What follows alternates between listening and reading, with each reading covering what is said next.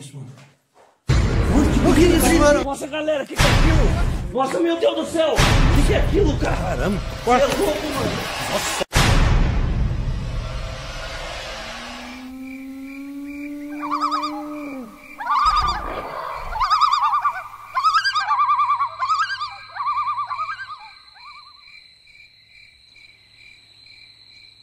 Aqui é Rajiv Moura, falando de Carapicuíba. Essa história que eu vou contar é uma lenda, uma assombração, que eu li num livro que era do meu pai. Quando ele faleceu, minha mãe deu este livro para mim de presente. E esse livro é recheado de causos, de lendas, de assombrações do interior. E essa história me chamou a atenção.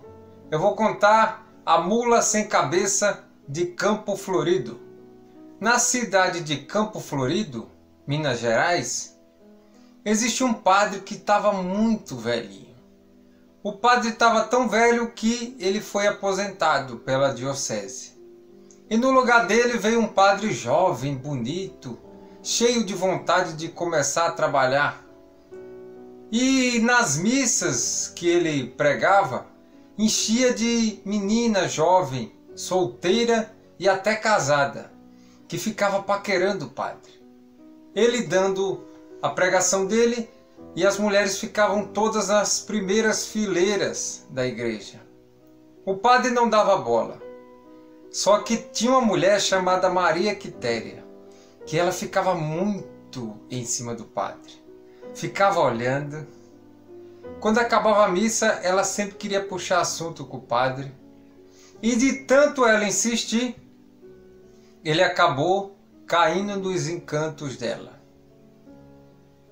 Certo dia, acabou a missa de manhã e depois do almoço, o padre estava na sua casa que ficava no fundo da igreja. Só que ele não estava sozinho. Ele estava com Maria Quitéria no quarto. E na parte atrás dessa casa, a visão era de um campo de futebol que tinha. E tinha um menino empinando pipa. Menino empinando pipa quando ouviu uns barulhos estranhos vindo da casa do padre. Menino é curioso? Com certeza. O menino foi se aproximando e aquele barulho ia aumentando. Quando ele olhou por uma fresta, nossa, o padre está saindo com a Maria Quitéria e ela é casada. Ele saiu correndo, chegou na casa dele, contou para a mãe, contou para o pai. E cidade pequena você sabe. No outro dia, a mãe e o pai dele já espalhou para a cidade inteira. O padre foi expulso da cidade. Maria Quitéria foi expulsa da casa que ela morava com o marido dela e teve que alugar uma kitnet. Só que o padre, quando estava entrando no carro, ele olhou para as pessoas e falou: essa cidade nunca mais vai para frente. Eu jogo uma praga. E o povo saiu vaiando ele: sai daqui, seu padre, que não respeita a batina. E ele entrou no carro e foi embora. Na próxima sexta-feira de lua cheia, uma senhorinha precisava comprar o remédio de pressão do seu marido. Ela falou: marido, você fica aí que eu vou comprar o seu remédio de pressão. Já eu volto. Só que ela saiu, já era próximo da meia-noite. Quando ela foi andando naquelas ruas desertas de paralelepípedo, aquelas iluminações amareladas, ela indo tranquila. Quando lá na frente ela vê uma mula. Só que do pescoço para frente saía fogo. Ela falou: vixe, o que é aquilo? Só que ela fez uma coisa que quando você vê uma mula sem cabeça você nunca pode fazer. Ela mostrou as unhas e os dentes. A mula então enxergou ela e veio correndo. E pá! Esbarrou na velhinha, ela caiu no chão e a mula continuou. E sumiu na escuridão. A velhinha, depois de alguns minutos, levantou e foi para casa. Contou para o marido tudo o que tinha acontecido. No dia seguinte, de manhã, ela foi na delegacia com o marido.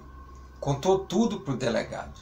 O delegado se assustou e falou: a gente tem que fazer alguma coisa. O delegado foi na rádio da cidade, pegou o microfone lá com o radialista e falou. Convocou todo mundo. Povo de Campo Florido, convoco a todos para combater um mal que está acontecendo nesta cidade.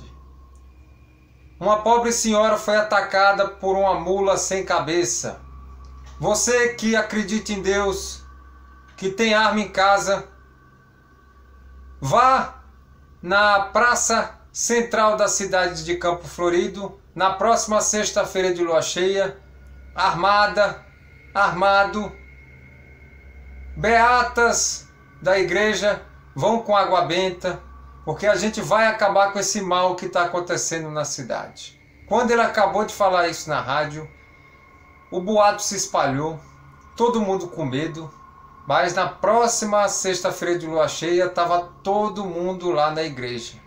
Na igreja não, estava todo mundo lá na praça. Uns homens estavam com arma, mulheres também, com espingarda, com revólver. As beatas da cidade que iam para a igreja foram com água benta.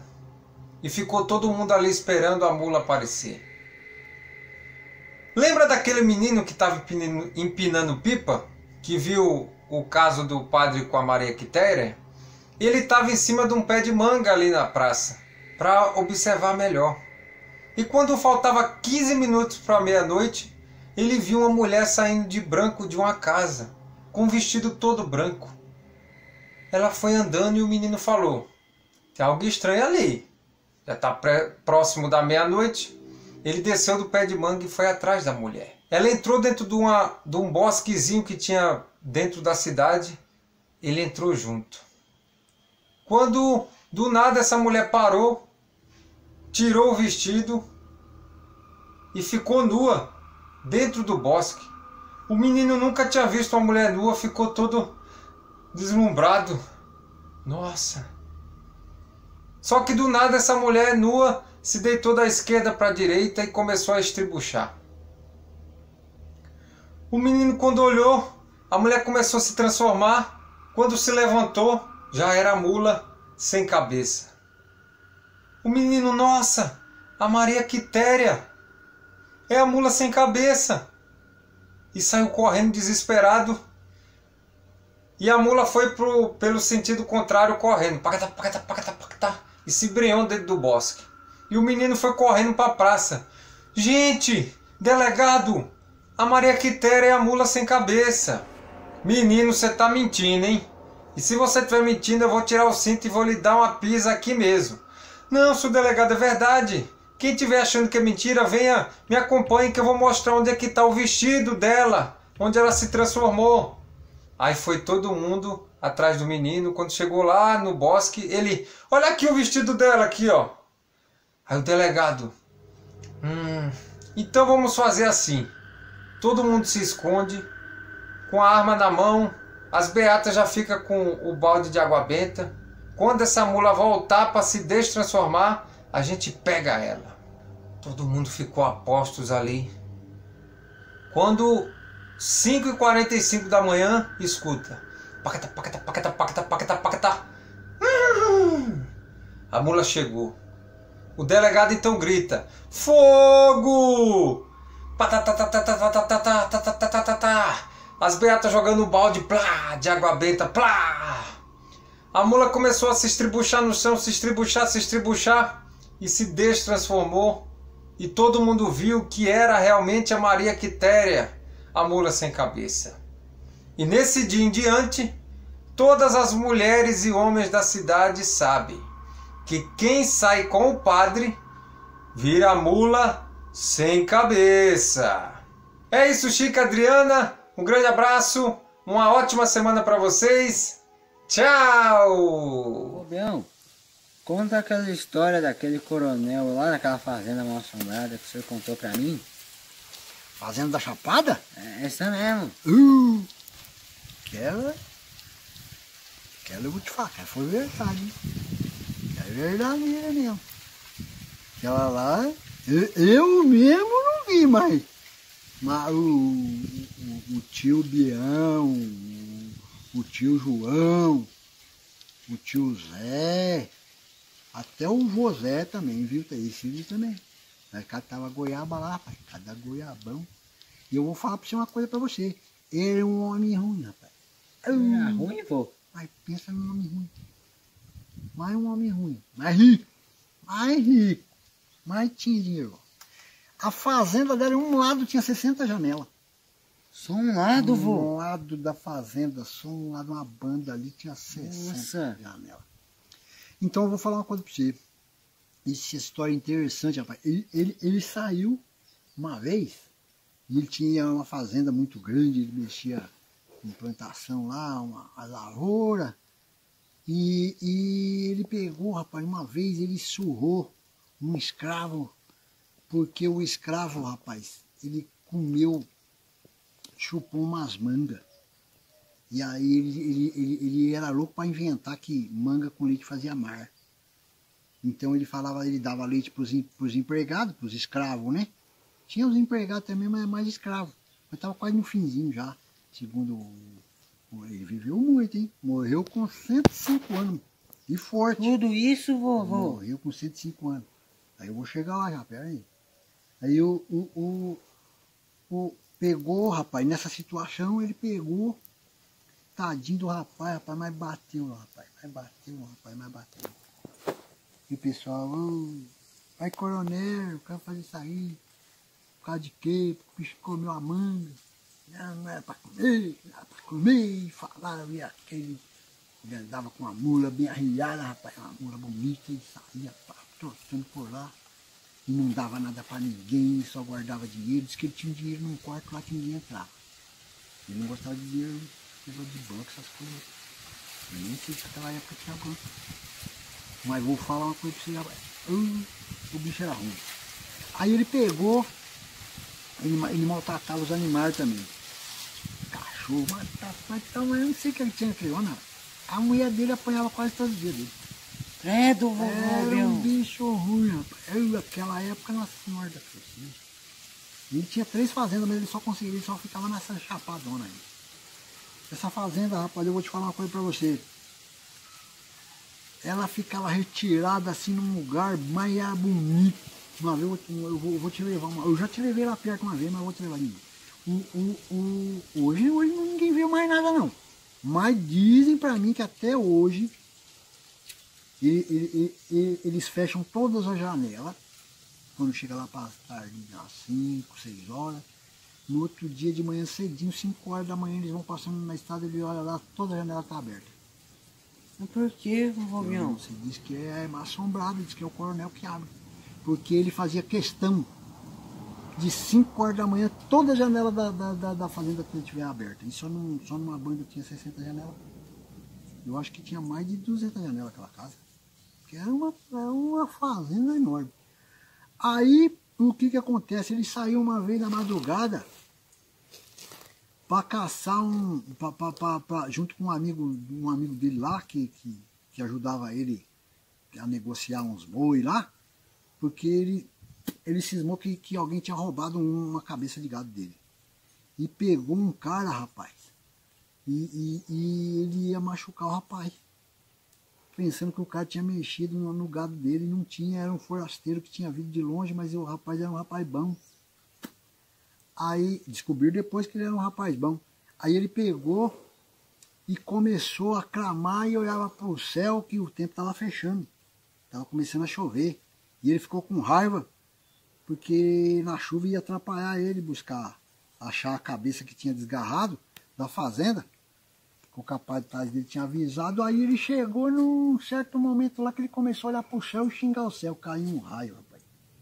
Bateu um raio nele. Junto na mula dele, ele caiu. O capataz e o outro amigo dele pegou ele, levaram para a fazenda. E ficaram com ele lá, e era muito longe, não tinha hospital perto. Rapaz, mas de um trabalhando lá para os caras. E o que aconteceu? Ele tinha falado para os amigos dele, para todos os parentes, que o dia que ele morresse, ele queria ser enterrado na fazenda. Que tinha lá um lugar lá perto, no fundo do quarto dele, em cima e embaixo. Enterrar ele lá dentro. Aí dizem, há muitos e muitos anos, que enterraram ele lá. Por isso que acontece isso. Esse homem era mar, rapaz, mas era mar. Aí o que aconteceu? Dizem até uns anos atrás aí, e ainda passa gente lá e fala mesmo. Que chega 5 horas da tarde, 6 horas, a janela fecha. Quando é 5 horas cravado, a janela abre tudo. Agora quem tem coragem de entrar lá, dizem que tinha um cara lá que foi entrar lá, nunca mais saiu. Então diz que o pessoal tem medo, né? O pessoal disse que ia levar o padre lá, disse que não sei o quê. Mas eu vou, Bião, vamos entrar lá pra ver? Rapaz, eu vou falar uma coisa pra você, agora tá quase na hora da janta, né? Eu janto cedo. Outro dia nós pensamos nesse negócio aí, mas é meio perigoso, rapaz. Você é corajoso mesmo? Sou. Vamos ver qualquer dia, né? Você sabe como é que é, rapaz. Eu entendo, graças a Deus. Mas não é bom facilitar, não. O meu nome é Clésio, eu moro em Belo Horizonte, mas sou do sul de Minas, e de uma cidade que se chama Paraguaçu, e resido aqui em Belo Horizonte. Fiz minha vida aqui, mas sou do interior. E gostava muito da vida do interior, sei contar alguns casos que meu avô me contava. Tem uma história muito interessante. Meu avô conta que uma vez, era uma noite, assim, ele era casado de novo, né? Casado recentemente, e já tinha um filho, e era de noite na roça, morava na roça e tal, e deu vontade de pitar, já era umas 8h30, assim, aquela vontade de pitar e tal. Aí ele foi lá para a roda do fogão, só tinha um braseirinho, muito pouco assim, nem clareava muito, mas dava para acender o pito, o paeirinho, né? Aí ele pegou a paia, aí de noite na roça não tinha luz e tal, mas assim, o caipira, ele sabe trabalhar no escuro, então fazia, cortava, lambia daquele jeito, assim, a palha e tal, papapá. E na hora que dava um relâmpago que clareava, ele trabalhava mais em cima assim, do paeiro, né? Cortava, picava. Quando vê, e ele mexendo, estava na cozinha, sentado no fogão, com a vidraça aberta assim, aquela parte de madeira aberta da janela, só a vidraça. Na hora que dava aquele clarão do relâmpago, aquela coisa medonha, ele trabalhava mais em cima do cigarro ali, fazendo, parando as arestas, dando uma ajeitadinha, né, para ficar mais bonitinho. Quando vê, meu avô falando, deu aquele relâmpago e não desclareou. Deu o clarão do relâmpago, mas não desclareou. Eu falei, nossa senhora, o que é isso? O menino já começou a chorar, minha avó já veio para a cozinha com o terço na mão, e nossa senhora, o que é isso? O que é isso? Aí meu avô ficou meio assim, ninguém entendendo nada. Já era quase 9 horas da noite. Dá um relâmpago, clareia e não desclareia. Aí meu avô, com muito jeito assim, abriu a porta da cozinha e olhou para baixo assim no ribeirão, passava um ribeirãozinho embaixo. Para cá um pouquinho do ribeirãozinho tinha um brejo. Gente, segundo meu avô, caiu um raio e o raio ficou atolado no brejo. Uma coisa medonha, diz que o raio bufava e debatia e bufava e nada de sair do brejo. Uma coisa assim, brava mesmo. E virou aquele dia, porque o relâmpago estava lá enterrado no brejo. Aí veio o vizinho, o Onofre, eu até conheci ele, uma pessoa muito boa, já faleceu, coitado. Muito boa, com certeza está no céu. Caiu aquele raio lá e aquela coisa. Aí veio o Onofre com um laço. Jogou o laço no relâmpago, começou a sapecar o laço. É choque, né? Não dá certo. Veio um com laço de couro, não, vamos tentar. Jogou o laço de couro, o laço começou a cheirar queimado, o couro, mas não tem jeito.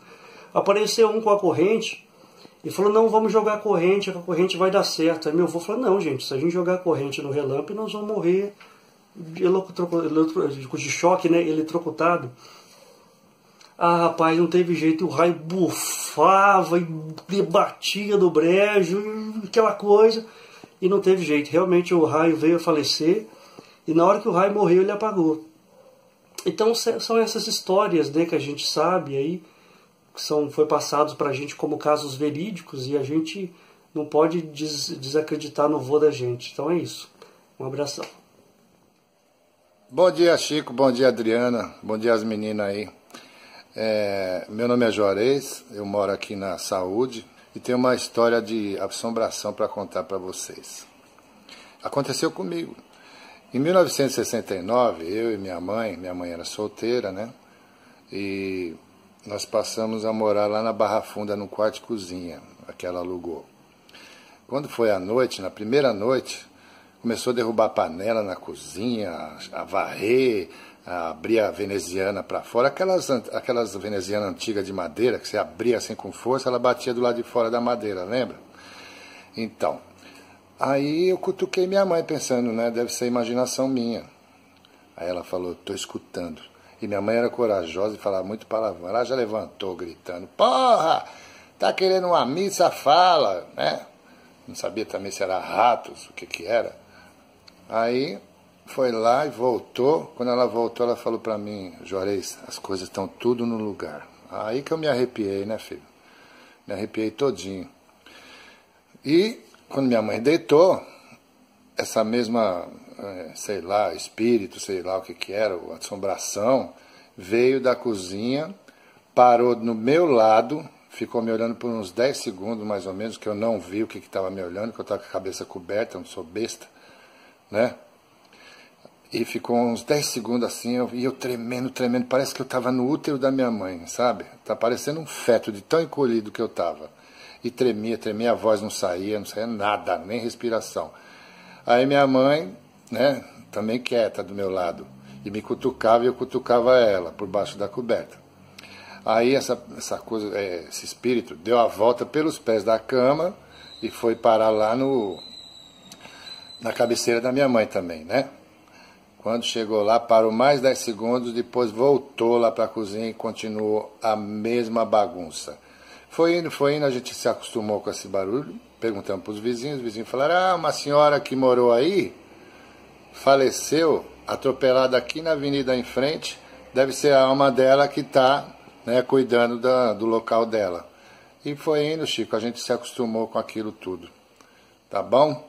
É isso que eu tenho para contar para vocês. Falou? Um abraço de quebra-costela em você, e um chute na canela, e um beijo na Adriana e nas meninas, tá? Fica com Deus aí. Ah, eu tinha esquecido de um detalhe. Nessa mesma casa, eu fui sair para comemorar Ano Novo com os amigos, era moleque, né? Tinha aquela molecada toda. Aí nós fomos, né? E eu entrei no embalo. Eu já era fraquinho para bebida. Aí fui, os moleques me trouxeram carregado para casa. Eu passei mal pra caramba. E nessa mesma casa. Aí meti a chave na porta, entrei e sentei no sofá. Minha mãe tinha saído também para uma festa, não sei para onde, né? Aí, quando eu sentei no sofá, começou aquela barulheira na cozinha de novo. Meu, cortou o fogo na hora. Fez assim, ó. Pum! Eu fiquei bonzinho na hora. Eu não tinha força para levantar do sofá, né, para correr. Mas aí eu me agarrei com todas as forças, levantei e saí correndo lá para fora. Lá fora estava em construção. Tinha uma baita de uma caixa d'água lá de 1.500 litros, 2.000 litros, não sei quanto, virada de boca assim de lado, né? Falei, é aqui mesmo. Entrei dentro da caixa d'água, fiquei dormindo lá. Pelo menos aqui ninguém vai derrubar panela nem nada, né? E foi quando eu acordei com a minha mãe falando, ué, Juarez, gritando, Juarez não chegou ainda, gritando de madrugada. Aí que eu fui entrar para dentro da minha casa. Mas olha, vou te falar, e a gente se acabou acostumando mesmo, Chico. Quando começava o barulho lá, a gente já falava, minha mãe xingava muito, ela falava, ei, já começou, ai, quer uma missa, pede, não fica aí com essas coisas não, que fica assustando o menino, e não sei o que, tá. E foi aí a gente se acostumou, moramos uns 2 anos lá. Quando começava a falar, até eu já estava falando assim, já começou, mãe, olha lá, ó. É isso aí, Chico. Abração em todo mundo aí, tá?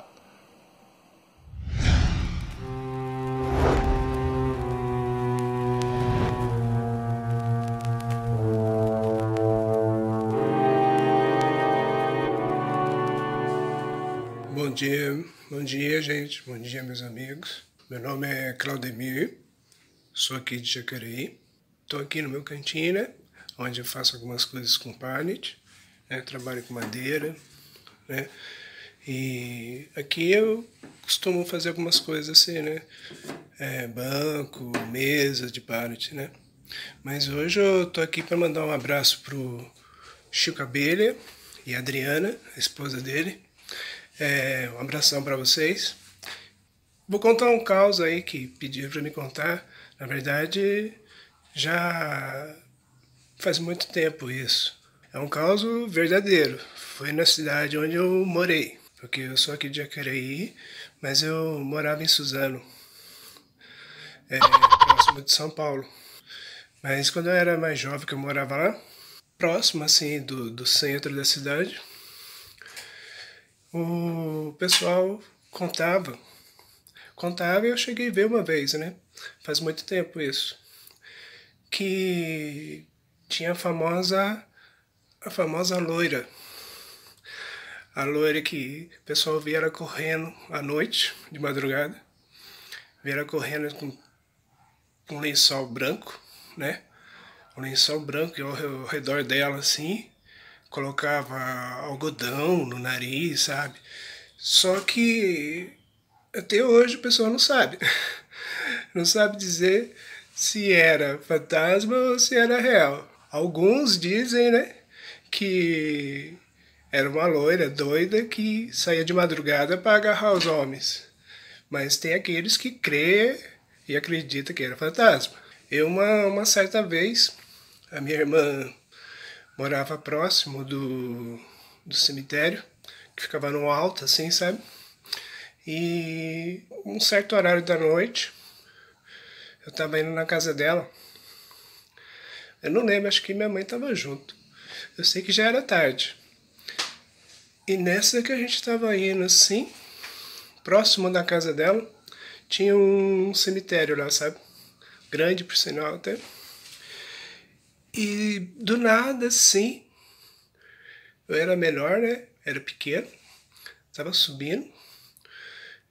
E de repente eu vi, assim, passar aquele vulto correndo, assim, lá do outro lado da rua, que a gente olhou, assim, que eu olhei na hora arrepiou, até agora arrepiou, pra dizer a verdade, só de lembrar, que passou assim aquela correndo que a gente olhou, era essa loira que o pessoal falava, só que depois sumiu, e outra, né, eu não ia esperar pra ver, eu também sumi, naquela hora eu acho que eu estava junto com a minha mãe mesmo, a gente subiu correndo e eu falei pra minha mãe, ela falou, não, você não viu nada, vambora, aí eu falei, então tá, então vamos, mas que eu vi, gente.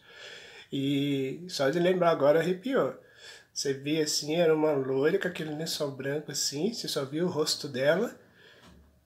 Falo loira porque é o que o pessoal dizia, sabe? Até hoje, se você for na cidade e perguntar, você já ouviu falar da loira, fantasma que corria à noite? Pode ter certeza que alguns vão falar que sim. Uns vão falar que era uma doida, outros vão falar que era fantasma. Eu, pra dizer a verdade, nenhum nem outro, eu não quero nem saber. Só sei que no dia eu senti aquele arrepio, me deu um medo danado, e depois a gente só ouvia os boatos, né? Tá? Então, mas é isso aí. Espero que tenha gostado aí. Um grande abraço para você, Chico. Para você e para a Adriana, acompanho o canal de vocês, gosto muito. Um grande abraço aí para vocês aí, um beijão, tá? Até mais.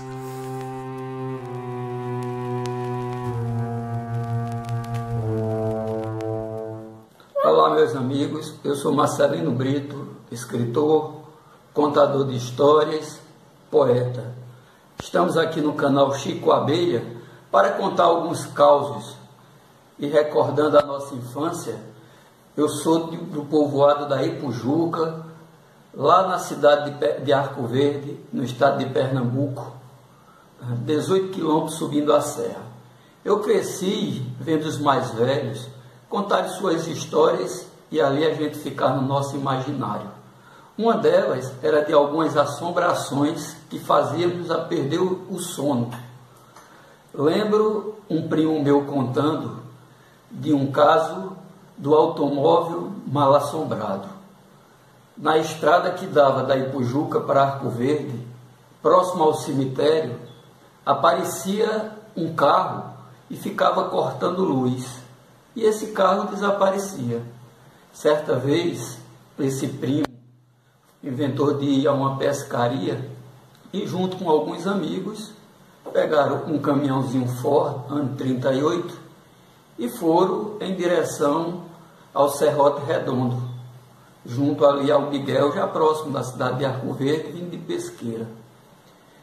E a estrada, como era muito pequena, muito estreita, quando iam se passar entre algumas curvas, eles reduziam e dava sinal para que algum carro que viesse contrário também desse sinal e eles parassem para que o outro passasse, para que não batesse um no outro.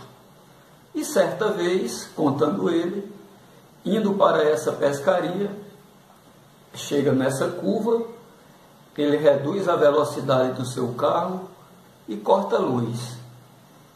E de repente, algum outro carro lá cortou luz fortemente. E eles pararam e ficaram esperando que esse carro passasse. Só que passou um tempo e esse carro não vinha. Ele resolveu novamente cortar a luz. Cortou luz e fortemente veio a resposta de lá, através da luz do carro. Demorou mais um pedaço, nada desse carro aparecer. Então ele disse: "Oh, esse rapaz não sabe cortar luz e que tem que alguém esperar, ou ele está fazendo graça com a gente." E resolveu continuar a partida. Disse: "Vamos embora." Quando passaram por essa curva, olharam para um lado, olharam para o outro, naqueles sítios, as porteiras tudo fechadas, e simplesmente não havia carro nenhum. O carro desapareceu. E intrigados todos, aperreados, mas tinham que ir para a pescaria, continuaram e foram para a pescaria. Ele era simplesmente, esse primo meu, o motorista do caminhão. Ia deixar esses amigos dele lá na pescaria e ia descansar. Chegando lá no riacho, deixou os amigos e tinha uma casa que era de um casal conhecido dele, e ele disse: "Eu vou ali para descansar e logo pela manhã eu volto para pegar vocês." Concordaram e foram. Já altas horas da noite ele bateu nessa casa e viu de lá um casal de velhos, de idosos, que eram os amigos dele, abrindo a porta e disse: "O que é que você faz uma hora dessa por aqui?" Disse: "Não, rapaz, eu vim deixar um pessoal para pescar e vou aproveitar aqui para descansar, que eu só vou pegar eles no amanhecer." "Ah, então tá certo." Esse velhinho simplesmente pegou a rede, armou, mas era num local onde tinha um corredor imenso e escuro. E ele não queria ficar ali, mas terminou ficando porque era o único local que a casa tinha para que ele se abrigasse. Ao deitar, ele pegou num sono, mas por uma certa hora ele ouviu como se fosse um vento a balançar a sua rede. Ele olhou para um lado, acordou assustado, olhou para um lado, olhou para o outro, pegou uma lanterna que tinha, clareou o corredor e pegou uma arma que ele andava e levantou da rede para ver se encontrava alguém na casa. Foi até a cozinha, não tinha ninguém. Olhou o quarto, estava um casalzinho de velhos já dormindo, mas ele voltou intrigado com aquilo. Continuou a dormir, mas segundo ele, não conseguiu dormir. Certa hora da noite, novamente a rede começou a balançar, como se tivesse alguém ali puxando essa rede. E ele terminou se levantando, botou as botas e disse: "Aqui eu não vou ficar." Mesmo sem se despedir dos velhos, saiu e foi para próximo aos pescadores. E os rapazes pegaram e disseram: "O que é que estás fazendo aqui uma hora dessa?" Ele disse: "Não, eu perdi o sono e vim aqui acompanhar vocês." Disse: "Mas você estava ali naquela casa, você sabia que aquela casa, as pessoas dizem que é mal assombrada? E só quem vive lá é esse casal de velhos, porque já estão caducando, nem sente nada. Quem sabe que aquele mal assombro do carro que deu luz para a gente, não era eles que estavam a balançar tuas redes?" E nisso, conta ele ainda hoje, que é intrigado com essa história e no seu imaginário ainda acorda a ver aquela luz e aquela rede a balançar. E isso nunca foi descoberto, o que realmente acontecia naquele lugar. E com essas histórias, eu cresci na nossa Ipujuquinha fria, ouvindo os mais antigos contar algumas histórias. Oi, meu nome é Heitor, eu moro em Ubatuba, mas eu sou um caipira lá de Itu.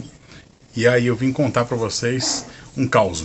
Outro dia, assistindo a live de vocês, a Adriana lembrou daquela história da minha bisavó, que a gente chamava de vó Luísa, que é um caos verdadeiro, verídico mesmo. E aí eu vim contar aqui para vocês, se vocês acharem que é legal, pode colocar lá no mix de caos que vocês estão fazendo, né? Então, é o seguinte, a vó Luísa, ela teria hoje, né, uns 120 anos talvez, e ela era avó da minha mãe, a avó materna da minha mãe, e uma pessoa que nasceu na roça, nasceu no interior do estado de São Paulo, lá em Mogi Guaçu, entre Mogi Guaçu e Mojimirim. Ela e o marido, a família viveram ali, sempre em sítio, primeiro com café e tal, toda aquela tradição ítalo-caipira, né? Uma mulher que teve muitos filhos e tal. E aí, com o tempo, ela mudou para uma cidade, para o centro de uma cidade, e alguns filhos ficaram em Mogi Guaçu, outros em Itu, onde ela morou nos últimos anos da vida, e um filho foi morar em Capão Bonito. E por ser uma pessoa da roça extremamente religiosa, ela tinha essa coisa da crença na assombração, um pouco, né? Porque o pessoal da roça tinha muito essa coisa da crença da assombração. E aí, como se proteger de assombração? Rezando o terço, tendo imagens de Nossa Senhora, Coração de Jesus na casa. Então, na casa dela sempre teve aquele quadro de Jesus do lado de Nossa Senhora, além, claro, né, do quadro do casal, com aquela moldura oval e a foto em branco e preto. E aí, numa das vezes que ela foi visitar esse filho lá em Capão Bonito, era o que eles chamam lá de rancho de pesca. Então é um pequeno terreno, uma chácara, e onde tem a casa construída na beira de um rio.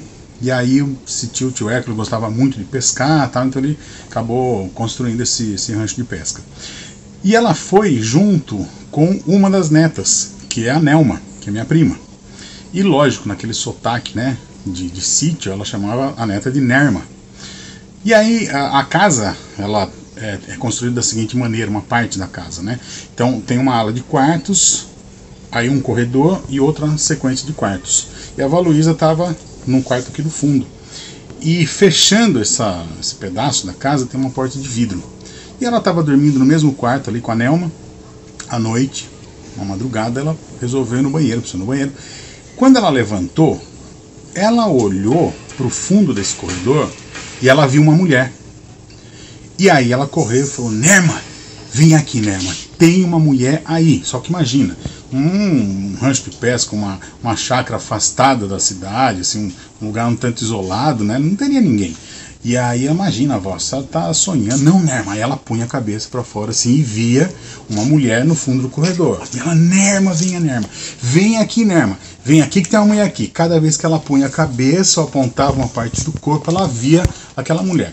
A mulher, na verdade, era um reflexo dela mesma, que estava na porta de vidro. Porque a luz do corredor dava esse efeito de reflexo. Então ela se via na porta de vidro, mas não se reconhecia. E ficava: Nerma, venha ver, Nerma. Aí a Nelma, com muita paciência, no meio da madrugada, levantou, e aí as duas puseram a cabeça, e lógico, apareceu o reflexo das duas. E a avó começou: Nerma, agora é duas mulheres, Nerma. É duas, vamos fazer alguma coisa. E aí quando o Chico e a Adriana estiveram aqui em casa, eu contei essa história, eles gostaram muito, e aí tá aí, esse caos de uma assombração da vó Luísa. Bom dia, Chico, tudo bem com você? Tudo tranquilo? Aqui falo de Niterói, no estado do Rio de Janeiro. Estamos aqui para contar mais um caos para você. É sempre um prazer colaborar com o seu canal super legal, super interessante, valorizando as tradições e a ancestralidade do nosso povo. Um caos do interior do Nordeste, né? Bem interessante assim, porque revela que nem é tudo que parece à primeira vista é na sua profundidade, né? Era a história de Zé Moura. Zé Moura, um vidente no interior da Paraíba, muito procurado, muito prestigiado, muito querido pela população, Só que tinha lá um indivíduo, né, um valentão da cidade, que não via ele com bons olhos. Tinha uma certa rivalidade com Zé Moura. E aí o valentão, né, que chamava Tonhão chegou e falou assim: olha, eu não acredito em você não, Zé Moura. Zé Moura, você é um charlatão, você está enganando o povo. Aí Zé Moura falou: não, eu tenho poderes, né, poderes que Deus me deu. E aí o Tonhão falou assim: então eu vou provar que você é um charlatão. E chegou e perguntou: vou fazer uma consulta pública, posso chamar as pessoas para ver a nossa consulta? Perfeitamente, disse Zé Moura. Aí, no dia marcado, as pessoas na sala, Zé Moura sentado, Tonhão chegou e perguntou: Zé Moura, onde está meu pai? Aí Zé Moura se concentrou e minutos depois falou: seu pai, nesse momento, está tomando uma cerveja num botequim na cidade de Pombal, aqui no interior da Paraíba.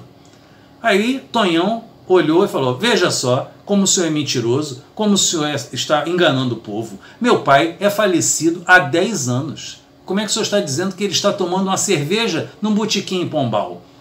Aí Zé Moura, né, diante daquela sala estupefacta, né, todo mundo olhando para ele, Zé Moura fechou os olhos e confirmou: seu pai está tomando uma cerveja num botequim na praça principal da cidade de Pombal, aqui no interior da Paraíba.